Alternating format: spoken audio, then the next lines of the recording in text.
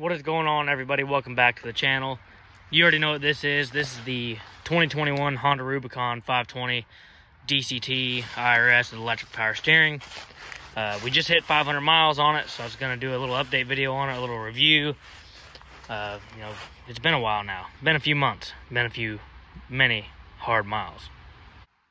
So as you know, I bought this machine back in the beginning of August of 2021. I had the wheels and tires put on it and the Warren winch installed right from the beginning. Same day I got it, I got all that stuff. No regrets on the wheels and tires. These are 12-inch ITP Hurricane wheels with 27-inch ITP Mudlight 2.0s. No complaints. Tires, they do just fine. They're not, a strict mud tire, but they work just fine for, riding these trails and hitting the occasional mud hole. The wheels, the finish is holding up pretty good on them. They're not even really that bad scratched. The winch, I haven't had any problems out of it besides breaking the line. It's been able to handle everything. The winch, as far as it goes, plenty of power. The rope could be better. Broke it like 3 or 4 times now. The hook latch is broke, but I just ordered a new, I already forgot the brand name. I upgraded to 1/4-inch line because there's plenty of room. So we got 1/4-inch synthetic rope coming. It's blue. And then Warren's Pro Shackle, whatever they call it, that's $60. So it's like $160 for the new line and the new hook. Very high, but I'll make a video installing it and testing it out, seeing how it compares to this old line. As far as the rest of the machine, plastics, just like every other Honda plastic, scratch when you look at them.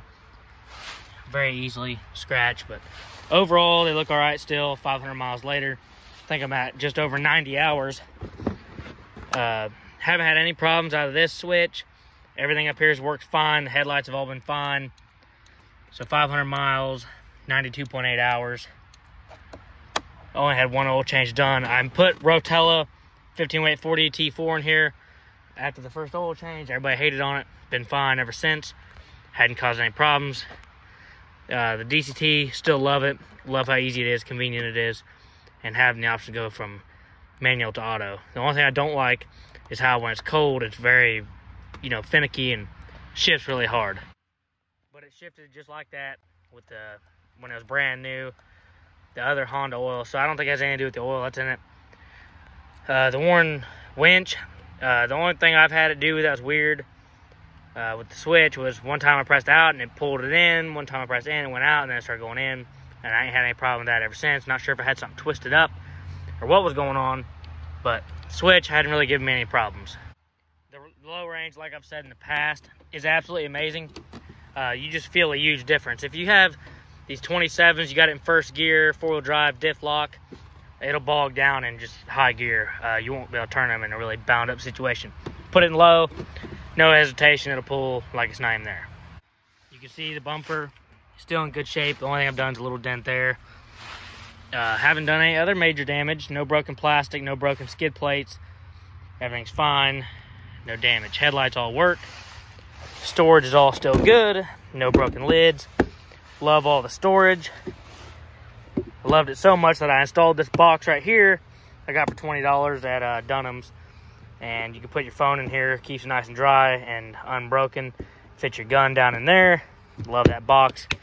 It's just screwed straight to the rack because why not, As far as problems I've had with it, at 405 miles, I had a wheel bearing go bad. Now, it was slowly going bad earlier than that.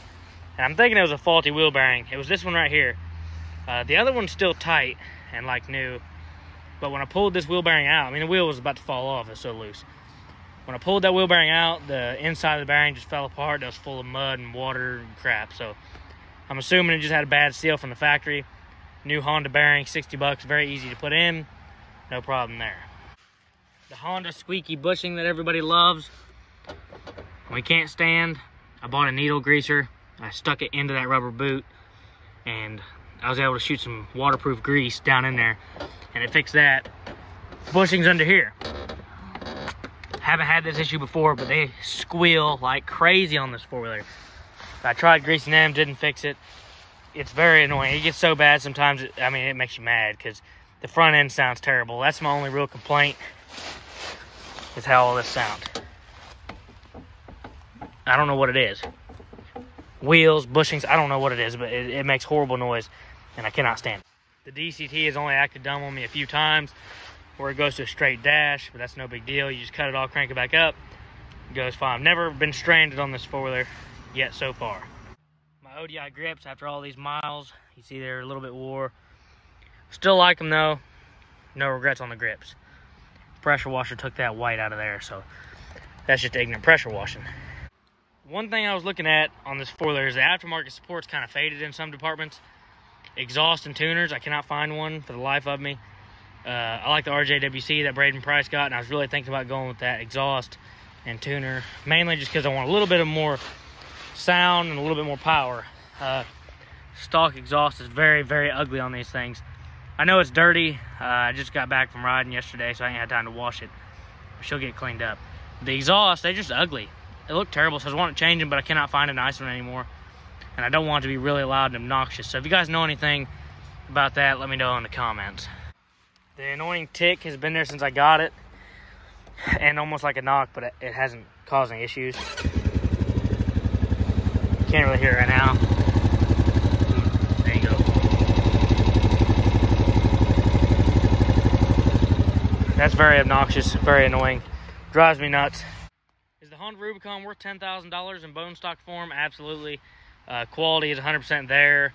You get a very good all-around machine. It's a good beginning unit, or depending on what you're going to use it for. If you want a good trail riding / work rig, that right there is it. If you want a good mud riding machine, it's simple, not going to break, that's it right there. As far as I go, I will probably never buy another one just because I'm tired of them, ready for something with some power, maybe a side-by-side. But the Honda will never go anywhere. It's not fair to say I'll never have another one or never buy another one, because if I have all this other stuff and this one broke down or something major happened, I'd get another one, just because you have to have one. Everybody has to have a Honda. That's the rule here. This machine is also very comfortable, very easy to handle. Power steering's nice. Ride's pretty smooth for what it is. Another thing I was wanting was an aftermarket cap. I wanted like a billet, aluminum and shiny, just something to, make it different. But I could not find one. So if anybody knows where I can get one, I'd like to know, because I really, really want one. As far as maintenance goes, just like everything else I've ever said, very simple. Everything's very easy to work on. Pull that center plastic in 30 seconds. You can get to the oil filter, whole top end of the motor. Whatever you got to do, pop the seat off and pop that back plastic right there off and get to the battery and all the fuses and all the electronics. So changing oil on this thing's no big deal at all. Very simple. All you need is just, I think, a 15 millimeter for the drain plug and 8 millimeter for the oil filter. I've only done one oil change, like I said. Have not done a valve adjustment on here yet. My plan is I'm going to have the valves adjusted at the next oil change. So in about 200 miles and hit 700 miles is due, I'll go ahead and adjust the valves and then change the oil and run Rotella again and see if that changes the way the motor sounds and all that. So hopefully that'll help. As you can see, the finish on the racks is pretty decent. It hasn't really had any major issues. Back here where I haul my cooler, obviously that's going to wear that off. So there's really the only major issues with the racks. The whining rear end still hasn't went away. Very annoying. I'm going to go ahead and change that fluid and everything as well when I do the oil change. So at 700 miles, I'm going to change all the fluids, do a major service on it, adjust the valves, everything, and then see how it does then. We'll make an update video there after, the big updated maintenance routine. See what that does. As you can see here, these tires haven't even worn down at all. I mean, they still look brand new. So 500 miles on them, nothing wrong there. As I was filming this, I just thought about the air filter because we're still on the original air filter. And I don't even know if I've ever checked it. And I just now thought maybe, just maybe I should pop this off. It's probably going to be disgraceful, but just don't give me too much of a, oh my, huh. Let's just put that back on there. Don't look at that. Yeah, it needs change too. We'll do that at 700 miles. We'll let it go another 200. She'll appreciate that. So I still have the stock intake as you've seen here. I haven't done any snorkel or anything. And have I thought about snorkeling it yet? Not really. Have I thought about maybe, I don't know. I feel like if I snorkel it, that's going to be the downfall of it because it's every machine that I've ever had. If I do anything, it'll be a stealth snorkel. I might run something up into here. I don't want anything sticking out anywhere where you can see it. I just want a nice little stealthy snorkel comes out under here, just for extra security. But I might not even do that. Just leave it stock, leave it well enough alone. Now, my weight being 200 now, And with these 27s, I've thought about stiffening up the shocks some. They're still on the softest setting, which is how they come from the factory. And when I was riding at Carolina Adventure World in the fast-paced trails, one thing I kept on doing was bottoming out the front end. I mean, you can see where I was fully compressing these shocks quite a bit. And it was very easy to do. I mean, it bottomed out many times. So we might end up adjusting the front ones and stiffening them up a little bit. As far as the next toy goes, I really am leaning towards a Honda Pioneer 1000. The 5-seater one. So if you have any suggestions there, what I should do, you know, I'm thinking towards the end of this year, not 2021, but the end of 2022. I'm thinking it'd just be a great idea to have it and have a Pioneer 1000. That's just really what I want. I want a side-by-side that's also can be used as a work rig, but also fun at the same time. And they top out at like 60 mile an hour, so it'd be plenty fast. And probably plenty of get up and go, plenty of power. I have thought about shock upgrades on here too. And I was looking at the Elkas. They're $1,700 for the Stage 3s. Don't know if it'll be worth it or not. I'm going to try stiffening these up, and if that don't make me enjoy the suspension a little bit better, I think I'm going to go ahead and do the upgrade and see if I like it. And I'll be sure to video and let you guys see how they are, see how they work. Give you my honest review, because you know I'm hard on stuff and you know I'm honest about everything. I've really loved Hondas all my life. I still love them, but I'm burnt out, and I don't want them anymore. Tired of them. Tired of going 40 miles an hour, and tired of 30 horsepower, and tired of just bored. But I think that problem is mainly just four-wheelers in general, not just because it's this four-wheeler. I think I'm ready to get a side-by-side and grow up and have a windshield so I can ride in the rain and ride in the cold weather and have fun. Well, that's just about it for this 500-mile review and 92 hours. You might as well call it 100.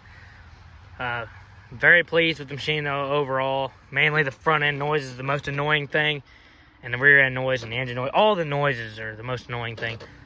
See, but other than that, very pleased with the machine. No real major complaints. Stay tuned for more videos. Leave down in the comments below what you guys want to see. Any ideas, any upgrades, anything you want to see, let me know. Keep in mind I got the truck I can video. If you enjoyed the video, please leave a like on it and subscribe. Try and get us to 5,000 subscribers, because we're going to do a giveaway when we get there. I appreciate you. Thanks for watching. See you in the next one.